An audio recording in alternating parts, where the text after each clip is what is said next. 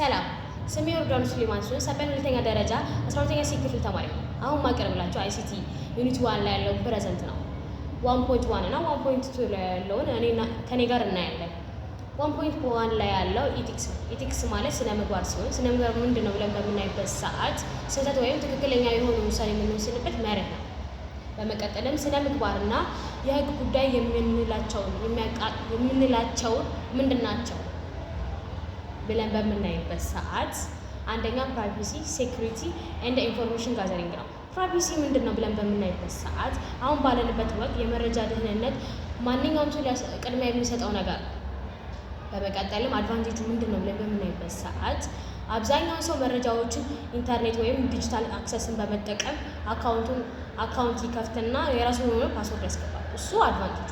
ዲስአድቫንቴጁ ደግሞ አንዳንድ ሰዎች የኛውን ፍቃድ ሳይጠቀሙ አካውንታችን ውስጥ በመግባት ኢሜይላችንን፣ ሶሻል ሚዲያችንን እና የባንክ አካውንታችንን ሊወስድብን ወይም ሊያዩብን ይችላል። እና በመቀጠል ደግሞ ዲጂታል አዌርሺፕ ነው ወይንም ባለቤትነት ምንድነው በምንልበት ሰዓት የራሳችንን ዳታ የማግኘትና የመጠቀም መብት ነው። አድቫንቴጁ ምንድነው ስንል ዲጂታል ሚዲያ በመጠቀም ማንኛውንም የምንፈልገውን ነገር የማግኘት መብት አለ። ዲስአድቫንቴጁ ምንድነው ካልን ደግሞ አንድ ሰው ረጅም ጊዜ የለፋበትን ነገር እኛ ዲጂታል ሚዲያን በመጠቀም ኮፒ በምናደርግበት ሰዓት ያ ሰው ጊዜውን፣ አቅሙን፣ ጉልበቱን የፈጀበትን ነገር እንድናጣ ያደርጋል። እሱ ደግሞ ዲስአድቫንቴጁ ነው። እሺ በመቀጠል በመረጃ ስርዓት ውስጥ የማህበራዊ ህይወት ላይ ያለው ተጽዕኖ ምንድነው ብለን በምናይበት ሰዓት አድቫንቴጁ ምንድነው ብለን በምናይበት ሰዓት አንድ ሰው ቴክኖሎጂ ወይንም በይነመረብ በመጠቀም የማያውቀውን ነገር ማወቅ፣ ባወቀው ነገር ላይ ደግሞ መስራት እና የስራ እድሎችን መፍጠር ይችላል። ዲስአድቫንቴጁ ደግሞ አንድ ሰው ረጅም ሰዓት ሶሻል ሚዲያ ላይ ረጅም ሰዓት በሚያጠፋበት ሰዓት ለራሱ ለቤተሰቡና ለማህበረሰቡ እንዳይጠቀም ያደርገዋል። እሱ ደግሞ ዲስአድቫንቴጁ ነው።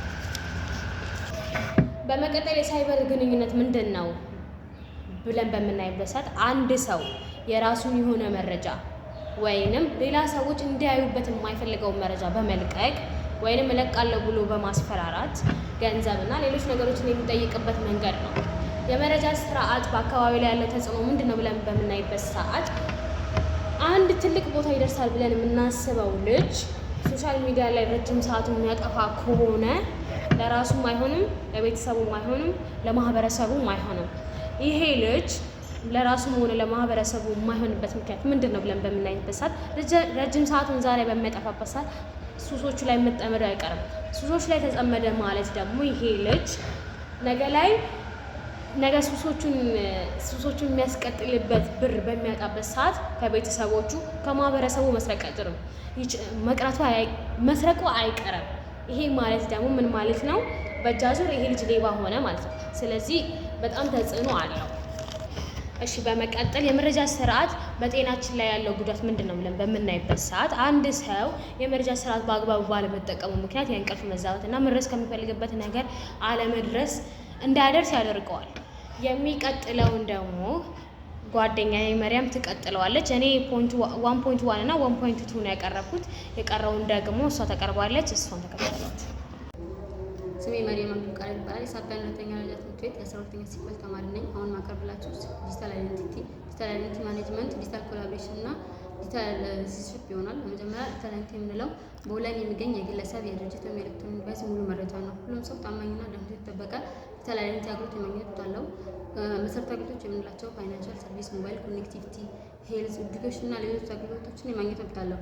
ዲጂታል አይደንቲቲ ማኔጅመንት የምንለው ደግሞ እያንዳንዱ ሰው የተቀመጠውን ዳታ ቼክ የሚያደርግልን፣ የተሳሳተ ዳታ የሚያስተካክል፣ በልክ የሆኑ ዳታዎችን የሚያስወግድልን እንዲሁም የተረጋገሙ ዳታዎችን የሚያጠፋልን ዲጂታል አይደንቲቲ ማኔጅመንት ይባላል።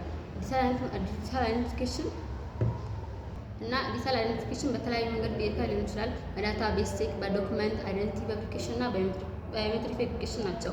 ሌላኛው ዲጂታል ኮላቦሬሽን ነው። ከሌሎች ቡድኖች ወይም ሰዎች ጋር ተቆራኝተን አንድን ስራ በዲጂታል ዲቫይስ ወይም ቴክኖሎጂ አማካኝነት ስንፈጽም ዲጂታል ኮላቦሬሽን ይባላል። በውስጡም የተለያዩ ቱሎች፣ አፖች፣ ሶፍትዌሮች እና ፕሮሰሶችን ይይዛል። ኮምፖነንቶች ዲጂታል ኮላቦሬሽን የምንላቸው ፒፕል፣ ኮላቦሬቲቭ ቱል፣ ዲቫይስ ናቸው። የመጨረሻኛው ዲጂታል ሲቲዝንሺፕ ነው። በየትኛውም ደረጃ ያለ ህብረተሰብ ክፍል ኮምፒውተር፣ ኢንተርኔትን፣ ኤሌክትሮኒክ ዲቫይስን ኃላፊነት በሚሰማ መልኩ ሲጠቀም ዲጂታል ሲቲዝንሺፕ ይባላል። ስለተከታተላችሁን በጣም እናመሰግናለን።